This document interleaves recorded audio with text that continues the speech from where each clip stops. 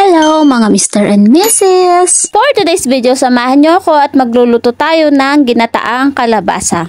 As usual, kagaya ng karaniwan, magigisa tayo ng bawang, sibuyas at luya. Sunod kong inilagay ang mga hipon at ginisa ko lang ng konti. Tapos tinimplahan ko ng asin, paminta, magic sarap at saka naglagay din ako ng isang peraso ng cubes. Nang manote na lahat ng pampalasa, inilagay ko na ang gata. Hinayaan ko lang siyang kumulo tapos inahon ko yung mga hipon para hindi siya ma-overcook kasi pag na-overcook ang mga hipon, didikit siya at mahirap na siyang balatan. Pagkaahon ng mga hipon, agad-agad kong inilagay ang mga kalabasa. Pinakuluan ko lang siya hanggang sa lumambot ang kalabasa kasi ako mas gusto ko sa kalabasa ay yung durug-durug na. Pagkaluto nga ng mga kalabasa ay binalik ko na yung mga hipon at hinalo ko lang tapos luto na. Mas masarap sana to kung may dahon ng malunggay, kaya lang kasi ang mahal-mahal ng dahon ng malunggay dito, hindi kagaya dyan sa Pilipinas. Kain na tayo!